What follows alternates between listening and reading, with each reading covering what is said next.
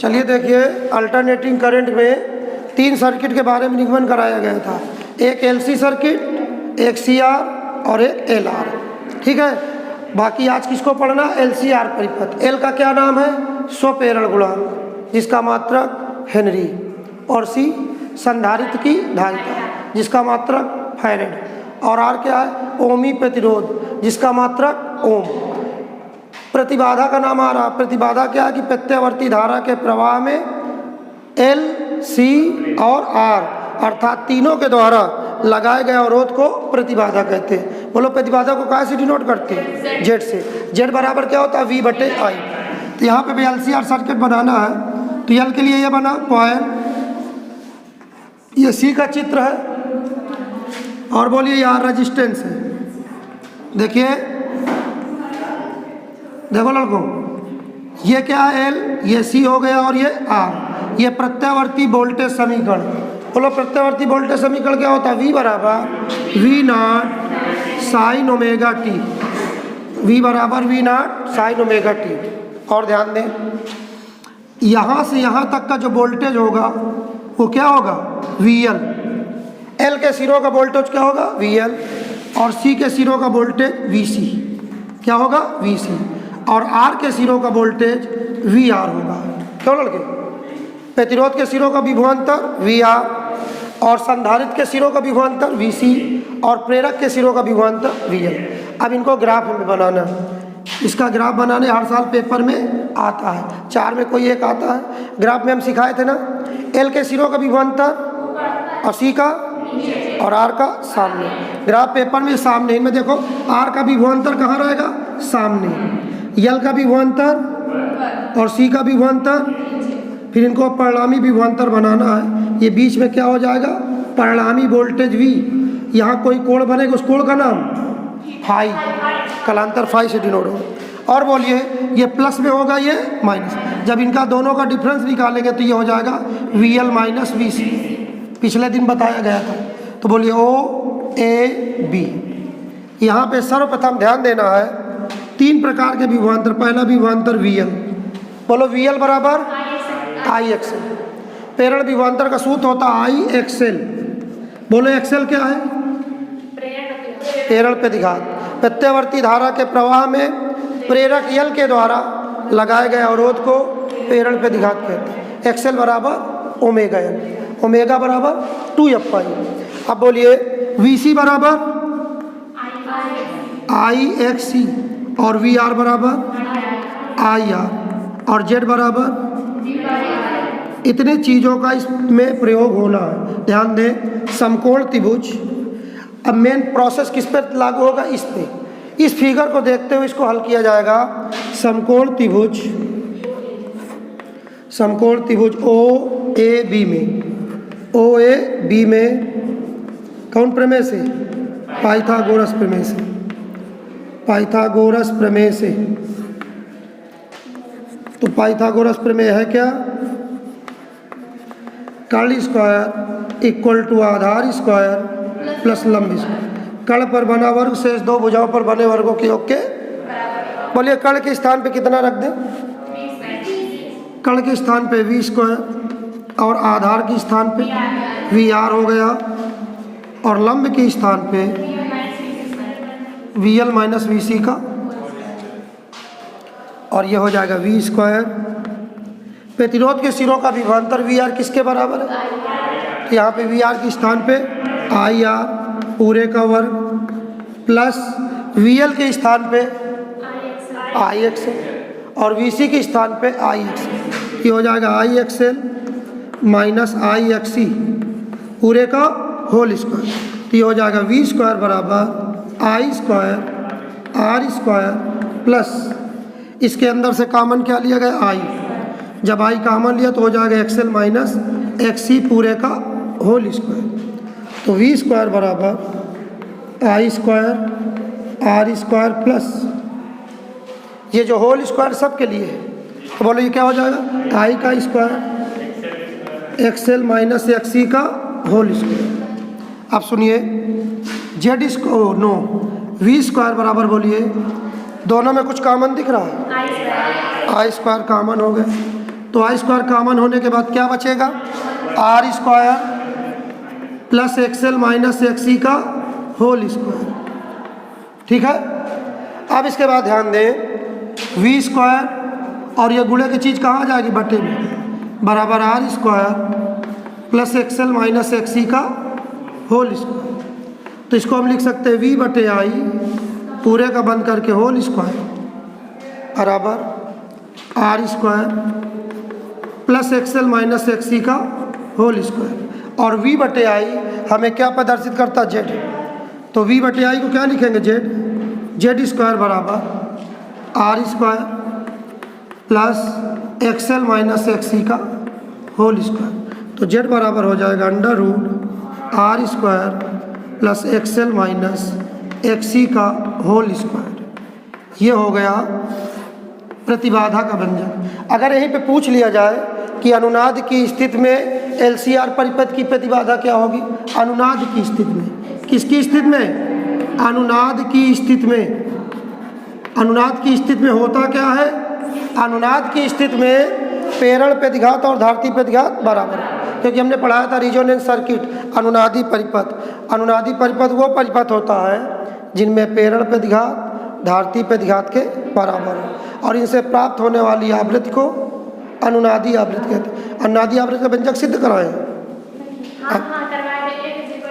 1/2 pi under root L C कराया गया। देखिए न कराएगा तो बता दे, ये प्रेरण प्रतिघात अनुनाद की स्थिति में प्रेरण प्रतिघात किसके बराबर होगा, धारती प्रतिघात के। ध्यान दीजिए, बोलो भाई, प्रेरण प्रतिघात का संकेत एक्सेल और धारती प्रतिघात, तो एक्सेल किसके बराबर हो गया, एक्सेल। तो बताओ अनुनाद की स्थिति में एलसीआर परिपथ की प्रतिबाधा का सूत्र क्या मिलेगा, देखिए जेड बराबर क्या, under root R square plus, बताइए एक्सेल किसके बराबर है, यहाँ एक्सेल के स्थान पे एक्सी माइनस एक्सी का होल स्क्वायर। तो जेड बराबर under root R square plus 0, XC से एक्सी घट गया 0। तो कुल मिला के जेड बराबर आर स्क्वायर का वर्गमूल आर। अगर आपसे पूछा जाए कि प्रतिबाधा प्रतिबाधा ओमी प्रतिरोध के बराबर कब होती है, तो आप बताएंगे एलसीआर परिपथ में अनुनाद की स्थिति के लिए प्रतिबाधा ओमी प्रतिरोध आर के बराबर होता है। कलांतर को जानिए, कलांतर कैसे निकलेगा, बोलो। कलांतर के लिए इसी से त्रिभुज निकालो, फाई को प्राप्त करना। त्रिभुज ए ओ बी में, त्रिभुज ए ओ बी में tan का प्रयोग करो, tan थीटा बराबर लंब बटे आधार। तो बोलिए tan थीटा को क्या लिखोगे, थीटा को लिखा जाएगा फाई। और इस सवाल में लंब का नाम क्या, VL minus VC, VL minus VC, अब बटे आधार का नाम VR। तो tan फाई बराबर हो जाएगा, बोलो VL का मान, VL का मान आई एक्सेल और VC का मान XC, आई XC बटे VR का मान IR। बोलो tan phi equal to I common हो गया, बचा एक्सेल माइनस XC बटे IR, आई से आई, तो बोलो फाई बराबर tan inverse XL minus XC बटे R। ये व्यंजक हो गया कलांतर का, ये कलांतर का है और वो प्रतिबाधा का। तो प्रतिबाधा जेड प्रतिरोध के बराबर कब होगी, एलसीआर परिपथ में जब अनुनाद की स्थिति होगी तब ओमी प्रतिरोध और प्रतिबाधा बराबर होंगे। अब अगली चीज़ जानिए, अब इसको नोट ना करिए क्योंकि सब अपना जाएगा। तो अब अगली चीज़ जानिए, देखो चैप्टर का पूरा इंट्रोडक्शन बहुत पहले भी बता चुके, कुछ नहीं, बिल्कुल आसान है, आ गया पूरा चैप्टर। विद्युत की कितनी धाराएं होती हैं, 2, प्रत्यावर्ती धारा और दिष्टि धारा।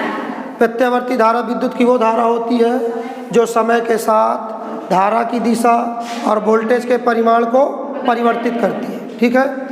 फिर इसके बाद आपको बताया गया था दिष्टि धारा, डायरेक्ट करंट। डायरेक्ट करंट विद्युत की वो धारा होती है जो समय के साथ दिशा और परिमाण को नहीं बदलती, नियत रखती है, अपरिवर्तित रखती है। फिर प्रेरण प्रतिघात बताएं, प्रत्यावर्ती धारा के प्रवाह में प्रेरक L के द्वारा, प्रेरक एल के द्वारा लगाए गए अवरोध को प्रेरण प्रतिघात कहते हैं। प्रेरण प्रतिघात को कहाँ से डिनोट करते हैं? एक्सएल से। एक्सएल बराबर ओमेगा एल, है ना। ये सब चीज़ें बताया गया, प्रेरण प्रतिघात, धारती प्रतिघात। तो आज का अगला टॉपिक है स्मरणीय सूत्र इसी चैप्टर के जानिए, ठीक है। ट्रांसफार्मर भी बता दिया गया, चौक कुंडली भी बताया। चौक कुंडली एक ऐसी युक्ति होती है जो प्रत्यावर्ती धारा परिपथ में बिना विद्युत ऊर्जा ह्रास के धारा की प्रबलता को कम कर देती है। और चौक कुंडली में औसत शक्ति क्षय का मान क्या होता है? शून्य होता है। कब शून्य होगा? जब उसका कलांतर कितने डिग्री होगा? वोल्टेज और धारा के बीच का कलांतर 90 डिग्री होगा। तभी तो पी नॉट का मान 0 निकाले थे। पी नॉट का सूत्र क्या बताए थे? पी नॉट बराबर V R M S I R M S cos phi. Cos phi का मान 90 डिग्री, तो पूरा पी नॉट का मान क्या आ जाएगा? 0। सब उस दिन कैलकुलेशन करके बताए थे। मोटर वोटर जानते हो, कक्षा 10 में भी था। विद्युत मोटर एक ऐसी युक्ति होती है जो इलेक्ट्रिक एनर्जी को काहे में चेंज करती है? मैकेनिकल एनर्जी में। मतलब विद्युत ऊर्जा को काहे में बदलती है? यांत्रिक ऊर्जा में। कक्षा 10 में भी पढ़े थे। जनरेटर, जनित्र जिसको बोलते हैं, वो क्या करता है? जनित्र एक ऐसी युक्ति होती है जो यांत्रिक ऊर्जा को विद्युत ऊर्जा में परिवर्तित। डायनेमो किस सिद्धांत पे कार्य करता है? विद्युत चुम्बकीय प्रेरण के सिद्धांत पे। और विद्युत मोटर जो होती है वो फ्लेमिंग के बाएं हाथ के नियम पर कार्य करती है। फ्लेमिंग के बाएं हाथ का नियम पढ़े होगे, 3 उंगली में F B I. F B, F का मतलब फोर्स, अंगूठा चालक की गति, वो चालक पर लगने वाले बल की दिशा को, और B intensity of magnetic field. अंगूठा के बाद ये क्या है? तर्जनी। तर्जनी चुंबकीय क्षेत्र की दिशा को व्यक्त करता है, तो मध्यमा अवश्य ही विद्युत धारा की दिशा को व्यक्त करेगा। ये फ्लेमिंग के बाएं हाथ का नियम है। इस नियम के अनुसार कौन काम करता है? मोटर, विद्युत मोटर, ठीक है। विद्युत मोटर का उपयोग जानते हो आएगा? मिक्सर मशीन में, रेफ्रिजरेटर में, ये कूलर में, और ये तुम्हारा जो इन्वर्टर है उसके पीछे भी लगा रहता है। तो कुल मिला के एफ बी आई मतलब अनेक उपकरण, मतलब अनेक इलेक्ट्रॉनिक उपकरणों में विद्युत मोटर का उपयोग होता है, ठीक है। तो विद्युत मोटर जो है वो किस सिद्धांत पे काम करता है? फ्लेमिंग के बाएं हाथ के लिए। अब विद्युत मोटर है क्या? विद्युत मोटर एक ऐसी युक्ति होती है जो इलेक्ट्रिक एनर्जी मतलब विद्युत ऊर्जा को यांत्रिक ऊर्जा में बदलती है। ये सब कक्षा 10 में भी पढ़े थे। इसके पार्ट कौन? क्षेत्र, चुंबक, ये सब जन। तो इसमें जानिए एफ बी आई। बोलो, एफ को क्या लिखेंगे? फोर्स, मतलब अंगूठा किसकी दिशा को बताएगा? बल की। और तर्जनी चुंबकीय क्षेत्र की दिशा को अगर बताता है तो मध्यमा अवश्य विद्युत धारा की दिशा को बताए। जैसे फ्लेमिंग के बाएं हाथ के नियम के अनुसार यदि बाएं हाथ की प्रथम कितनी उंगलियों को? 3 उंगलियों को परस्पर लंबवत फैलाया जाए तो अंगूठा चालक पर लगने वाले बल की दिशा को और तर्जनी चुंबकीय क्षेत्र की दिशा को प्रदर्शित करे तो मध्यमा अवश्य ही विद्युत धारा की दिशा को व्यक्त करेगी। इसी का जस्ट उल्टा दाएं हाथ का नियम। दाएं हाथ में थोड़ा सा चेंज, एम बी आई। क्या बताए थे? यम का मतलब मोशन, मोशन मतलब गति, ठीक है। मोशन मतलब गति, किसकी? चालक की गति की दिशा। एक चीज चेंज हो जाएगा। फ्लेमिंग के दाएं हाथ के नियम के अनुसार यदि दाएं हाथ की प्रथम 3 उंगलियों को परस्पर लंबवत फैलाएं तो अंगूठा चालक की गति की दिशा को और तर्जनी चुंबकीय क्षेत्र की दिशा को व्यक्त करे तो मध्यमा अवश्य विद्युत धारा की दिशा को व्यक्त करेगा। ये सब कक्षा 10 में सब पढ़े थे। तो यह टॉपिक पूरा खत्म हो गया। चौक कुंडली पढ़े, चौक कुंडली तो पढ़े, वाटहीन धारा पढ़े। चौक कुंडली में प्रवाहित होने वाली धारा को वाट से हीन मतलब पावर लॉस का मान कितना आना चाहिए? 0। ये 0 कब आएगा? जब वोल्टेज और धारा के बीच का कलांतर 90 डिग्री है। अर्थात किसी प्रत्यावर्ती धारा परिपथ में प्रत्यावर्ती धारा के प्रवाहित होने से पूरे परिपथ में कोई औसत शक्ति क्षय ना हो तो परिपथ में भेजी जाने वाली धारा को वाटहीन धारा। तो चौक कुंडली में प्रवाहित होने वाली धारा को वाटहीन धारा। विद्युत चुम्बकीय प्रेरण की कितनी घटना पढ़े? 2। एक पढ़े थे स्व प्रेरण, एक पढ़े थे अननोन प्रेरण। विद्युत चुम्बकीय प्रेरण की इस घटना को जिसमें किसी कुंडली में धारा के मान में परिवर्तन करने से स्वयं उसी कुंडली में क्या उत्पन्न होती है? प्रेरित धारा। प्रेरित धारा उत्पन्न होती है, उसे क्या कहते हैं? स्वप्रेरण। अननोन प्रेरण क्या है?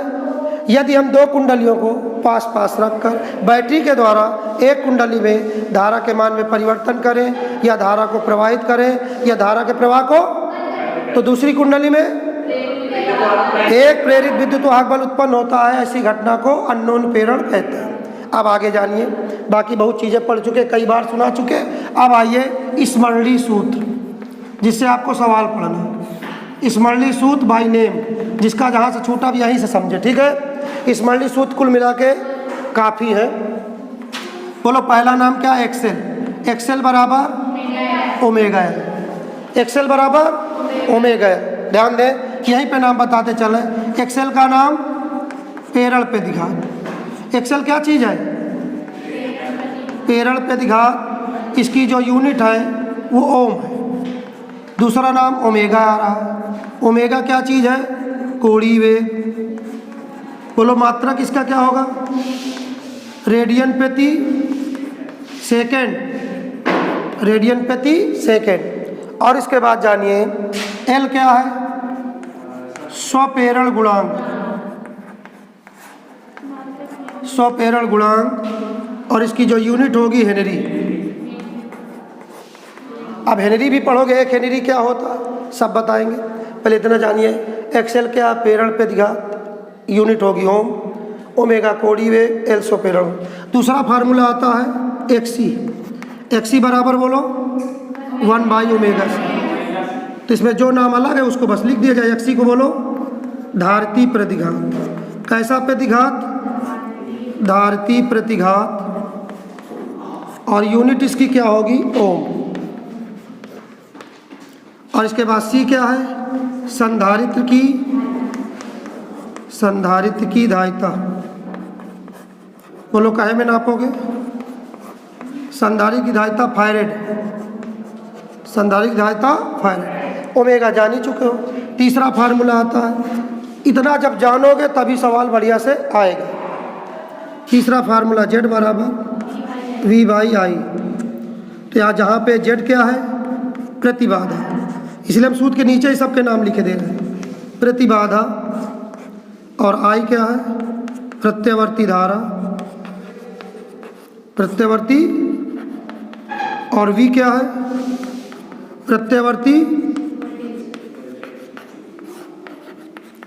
प्रत्यावर्ती वोल्टेज है। प्रतिबाधा काहे में नापेंगे? ओम में। धारा काहे में नापोगे? वोल्टेज काहे में नापेंगे? वोल्ट में। इसके बाद चौथा फार्मूला आता है कास पाई। बोलो कास पाई बराबर आर बटे जेड। आर बटे, बोलो कास पाई क्या है? शक्ति गुणांक। इतना जल्दी भूलते हो। शक्ति गुणांक। और आर क्या है? प्रतिरोध। आगे ओम। अब जो जेड हो चुका है पीछे, जो एक बार होता जाए उसको नहीं लिखते जाएंगे। पांचवा नंबर, बोलो वी आर एम एस बराबर वी नॉट बटे √2। एक और होता है 0.707 वी नॉट। एक और होता है √V² मीन। तो यहाँ पे बोलो सबके नाम बता जा। वी आर एम एस क्या है? रूट मीन स्क्वायर वोल्टेज, मतलब वर्ग माध्य मूल वोल्टेज। वर्ग माध्य मूल वोल्टेज। वर्ग माध्य मूल वोल्टेज, ठीक है। और ये जो V² मीन लिखा है, इसको क्या लिखेंगे? वर्ग माध्य वोल्टेज। मूल नहीं बोलेंगे, वर्ग माध्य वोल्टेज। तो यही से परिभाषा बनी थी प्रत्यावर्ती धारा परिपथ में वर्ग माध्य वोल्टेज के वर्गमूल को वर्ग माध्य मूल वोल्टेज के। अच्छा V0 बताओ। वोल्टेज का शिखर मान। इसीलिए हम सब चीज़ बता चुके, पीछे कई दिन से क्लास चल रही है। तो V0 क्या? वोल्टेज का, बोलो वोल्टेज का शिखर मान। देखो लड़को, V0 क्या? वोल्टेज का शिखर मान। अब शिखर मान को क्या लिखेंगे? V वोल्टेज है, वोल्ट हो जाएगा। और यहाँ पे क्या हो जाएगा? वोल्ट। ये भी। अब इसी तरह से अगला फार्मूला बना छठा, IRMS बराबर बोलो I0 बटे या 0.707 I नॉट। ये कहाँ से आया? अंडर 2 का मान 1.414 और यहाँ 0.1 है, 0 हटाएंगे 0 बढ़ के भाग देंगे आ जाएगा। और एक फार्मूला इसी से बनेगा √I² मीन। तो यहाँ पे सबका नाम फिर दर्शा दो। IRMS क्या चीज़ है? वर्ग माध्य मूल धारा। काहे में नापोगे? एम्पियर, एम्पियर में हो गई। इसके बाद दूसरी चीज़ है I नॉट। I नॉट बोलो क्या है? धारा का शिखर मान। ये वोल्टेज का शिखर मान है, ये धारा का शिखर मान है। धारा का शिखर मान ये भी रहेगा एम्पियर में। और बोलो कोई चीज़ बची? शिखर मतलब उच्च मान यार, शिखर नहीं जानते? मैक्सिमम। देखिए और चीज़ इसमें हो गया। और I नॉट वर्ग, इसको क्या पढ़ेंगे? वर्ग माध्य धारा। तो प्रत्यावर्ती धारा के प्रवाह में, वो प्रत्यावर्ती धारा परिपथ में वर्ग माध्य धारा के वर्गमूल को वर्ग माध्य मूल धारा कहते हैं। अगला फार्मूला आएगा 7 नंबर। P नॉट बराबर बोलो VRMS IRMS cos फाई। ठीक है। और 8वां नंबर है LR परिपथ की प्रतिबाधा। बोलो LR परिपथ की प्रतिबाधा सब निगमन कराया गया। Z बराबर √R² प्लस XL²। ये LR परिपथ की प्रतिबाधा है। और 9 नंबर देखेंगे CR परिपथ की प्रतिबाधा। CR परिपथ की प्रतिबाधा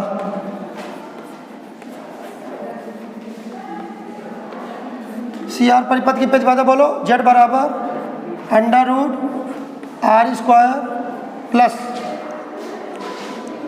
उसमें XL² चला है, इसमें XC² चलेगा। और 10वें नंबर पे लिखेंगे LC परिपथ की प्रतिबाधा। LC परिपथ की प्रतिबाधा Z बराबर होता है XL - XC, या Z बराबर XL का मान ω/L -1/ω/C। एक परिपत्ति 11 नंबर पे। चौथा परिपथ कौन है? LCR। LCR परिपथ जो अभी निगमन कराए थे।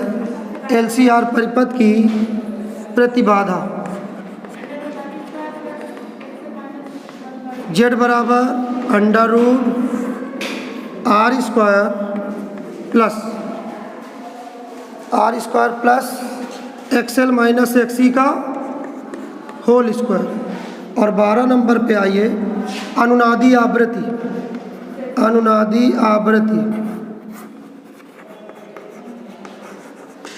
आवृत्ति का सूत्र F बराबर 1/2π √LC।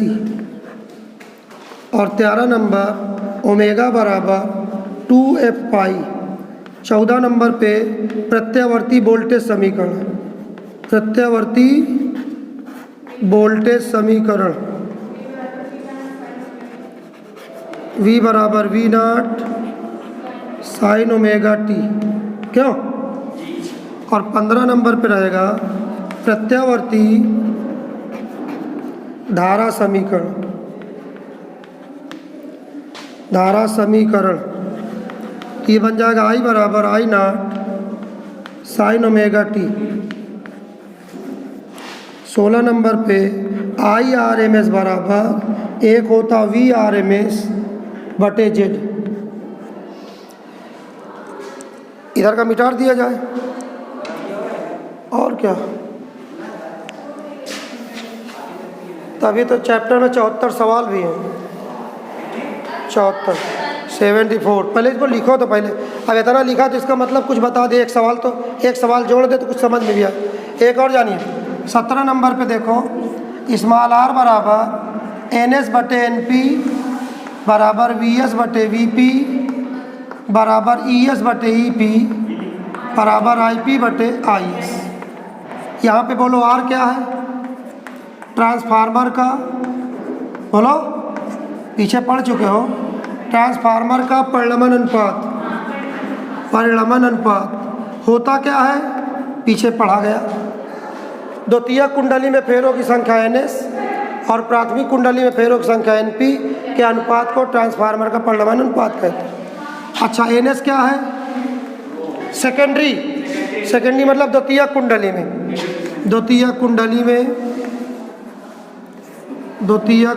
में फेरों की संख्या,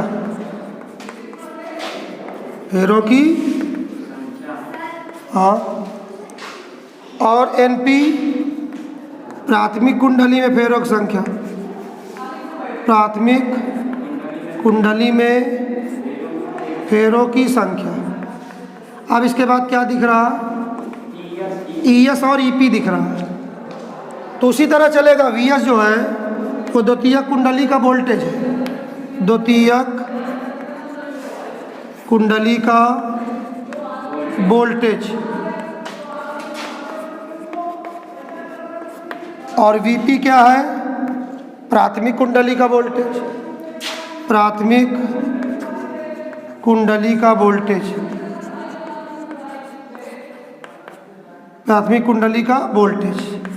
और इसके बाद यहाँ पे आ रहा है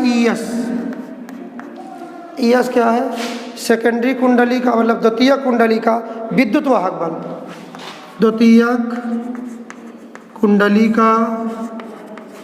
वाहक बल, ठीक है। अब इसके बाद एक टॉपिक और आ रहा, EP आ रहा, इसको प्राइमरी वाइंडिंग बोलेंगे, प्राथमिक, ठीक है, प्राथमिक कुंडली का विद्युत वाहक। इसी बेस पे IP प्राथमिक कुंडली में भेजी जाने वाली धारा, प्राथमिक कुंडली में प्रवाहित धारा,